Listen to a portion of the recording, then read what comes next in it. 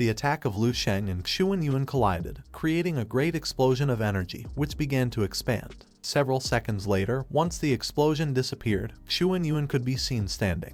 He was holding the sword with one hand and with the other he was holding the sheath. The entire surrounding area was destroyed. Xuan Yuan started looking at the ground and couldn't help but start smiling. The reality was that Lu Sheng had managed to hit Xuan Yuan squarely in the ribs. His blow was so strong that the part where he had struck disappeared. While Lu Sheng's body was surrounded by a powerful energy, he clenched his fists and remained silent. He turned his head back, started to look at Xuan Yuan with a calm gaze and explained that the reason he was fighting against him was because he was more handsome than him.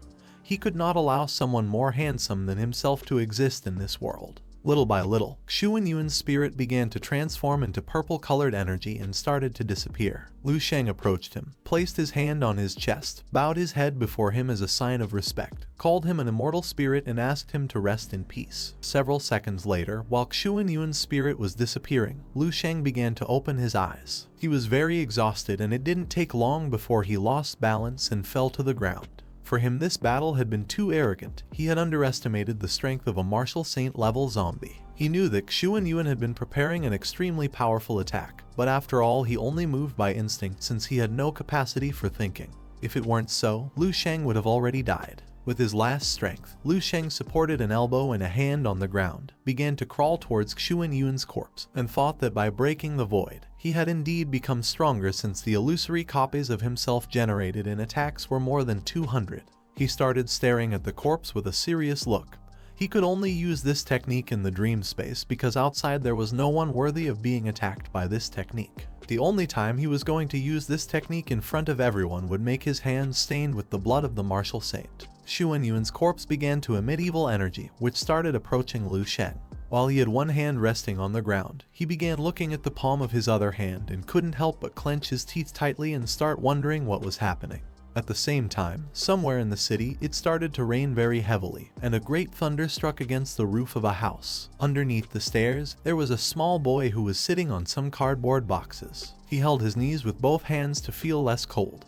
But despite this, he began to feel that it was very cold. A boy wearing worn-out clothes made of rags appeared and started approaching him. While holding a tube containing liquid with one hand, he began to wave at him with the other and said to his brother with a smile that he had returned. The boy also had very dirty clothes and had purple hair. While he was sitting, he started to look to one side and upon seeing his brother, he couldn't help but be somewhat surprised. His brother approached him, crouched down, and while holding the tube with one hand, rested the other hand on his knee. He began to look at him and with a smile told him that he had brought this for him. He started to extend his hand towards the tube and upon seeing that the tube contained nutritious liquid, asked him where he had gotten it from. His brother handed him the tube. He grabbed it with both hands, and his brother explained to him that the garbage truck had arrived today. He had checked it for a good while. Originally there were 2 tubes, but unfortunately the bastards from the knife group took the other tube. He told him not to worry because sooner or later he was going to make those bastards vomit what they had eaten. He started looking into his brother's eyes, and while tears were falling from his eyes, he decided to share half of the liquid with his brother. He also asked him not to fight with them because it was too dangerous. Seeing that he was crying, his brother sat down, put his hand on top of his head, started caressing him, and with a cheerful look asked him not to worry because sooner or later he was going to take him back to base. Several days later, some bastards came and tried to attack them both, but his brother pulled out an axe and started attacking the intruders. His body was surrounded by a powerful energy. The reality was that he knew how to use martial arts. Noticing this, the attackers turned their backs on him and were terrified. They began to flee because they thought he was crazy. They did not want to fight someone who didn't value his own life. His brother was next to him. While tears were falling from his eyes, he approached his brother. He was injured. He had a bruise on his eye. His eyes were shining and filled with rage. He started to stare at the attackers, clenched his teeth tightly and asked Xuan Yuan not to cry since he was fine. Around them, there were a lot of corpses. He gave him a hug, pressed his face against his chest, and started to cry. While holding the axe with one hand, he placed the other on his brother's back to console him and explained that one must be ruthless enough to survive. He asked him to remember in the future when practicing martial arts, he should focus solely on killing techniques. While he was crying, he responded to him that he was going to remember this and also asked him not to die. While he was sitting on the ground and consoling his brother, someone wearing black boots appeared behind them. The body of this person was emitting a powerful blue energy. He couldn't help but be surprised to see that the two of them had managed to survive. He thought they were incredibly lucky. Upon hearing his voice, the two began to turn their bodies around and with a confused look started wondering what was happening. The person who was behind them wore the clothes of a great master. As he was approaching them, extended his hand towards them and asked that from now on they follow him. A few years later, someone entered an old man's house and massacred his family, then stepped on a photo of a girl. The old man, who was injured and lying on the ground, began to cry, extended his hands toward the photo of his daughter and begged the man not to kill him since he had a daughter who was only 5 years old.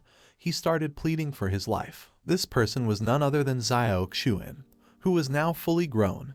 He began to stare at the old man with a calm look and remained silently thinking. He saw his little brother reflected in the girl's photo. He took his foot off the photo and asked the old man to leave. The old man picked up the photo of his daughter and thanked him. He also added that good people like him would be rewarded. He left the apartment, and while he had one hand inside his pocket, he started to close the door with the other. A red-haired man who was outside with his back against the wall smoking a cigarette asked him if the mission had been completed. He began to look at the ground and replied yes. The man extinguished the cigarette using his fingers and explained to him that all these people were followers of the apocalyptic cult. Each one of them had lost their humanity and did not deserve compassion. As he always said, if he didn't kill others, others would kill him. He approached him, placed his hand behind his neck, and with a penetrating look told him that it didn't matter if he practiced martial arts or was an ordinary person.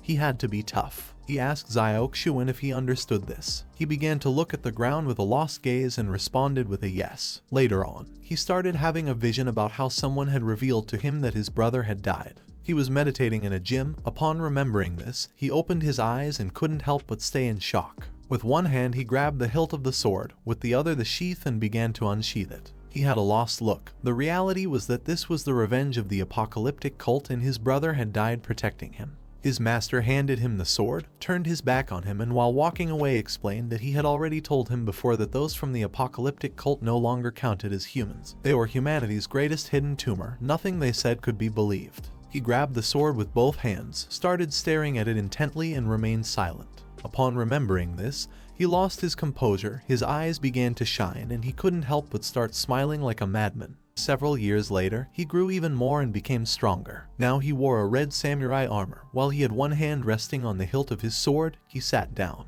In front of him was his master, who had one hand behind his back and with the other was holding a scroll. He explained to Xiao Xuan that Lord Duan had said that his path of killing was too prominent now, and there was already too much blood. Therefore, he could only first learn the knife rotation technique. The master threw the scroll towards him. He extended his hand and caught it. When he would have lost the thirst for blood, Duan would be willing to see him. Xuan Yuan learned the technique and began to massacre spirits. 10 years passed and he grew old. His master did not know why his bloodlust had not diminished but increased. Behind him was a tree on which several corpses were hanging. He threw the sword to the ground, knelt down, extended his hands to the sides and began to scream. Still he could not stop killing. One day, like any other, while he was sitting on a rock meditating, his master, who had one hand behind his back, appeared. He caught his attention and explained that Duan had said that in this life he no longer wanted to see him again, so from now on, he would have to fend for himself. While the wind was blowing, he simply stayed meditating. He did not know if he had really deviated from his path. He lowered his head, started looking at the ground, and couldn't help but wonder if he was now alone.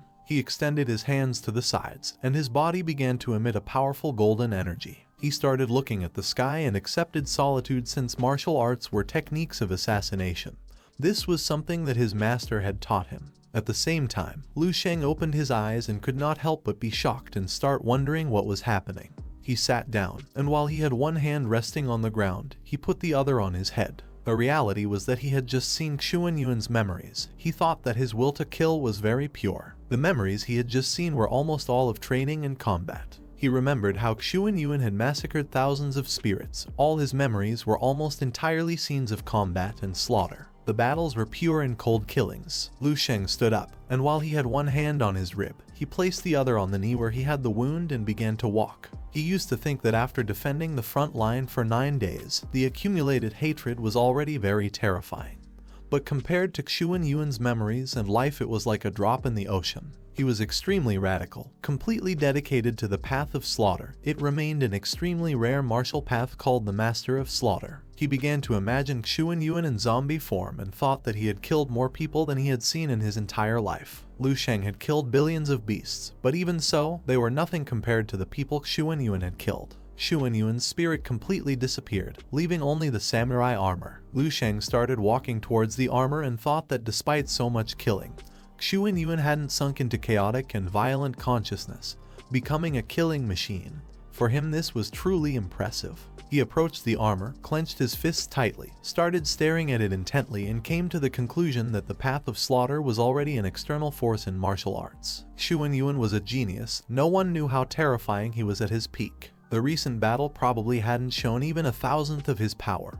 He realized that the difference between him and Xuan Yuan, a martial saint, was very large. While a drop of sweat was falling from his cheek, he started to look at the armor with a serious gaze, swallowed hard, and came to the conclusion that Xuan Yuan wasn't considered a level 9 martial saint. His strength was such that not even an ordinary level 10 master could survive under his sword. Fortunately, they hadn't allowed him to use those deadly moves. Lu Sheng began to touch his cheek with his hand and thought that after absorbing Xuan Yuan's memories, even the muscles in his face had become cold. He began to imagine himself as a chef cutting a fish. This was just like in that movie he had seen in his past life. He had been killing fish in the fresh produce section of the supermarket for 10 years. Now Lu Sheng's heart was already as cold as the knife. After leaving the dream space this time, he decided to watch 100 episodes of romantic dramas to heal his cold heart. He approached the armor, grabbed it with both hands, and started searching. Seeing what he had found, he couldn't help but start smiling and feeling happy. On the ground there was a small knife. He picked up the knife with both hands and thought that this was Xuan Yuan's martial core. He didn't know why it was a fragment of a blade.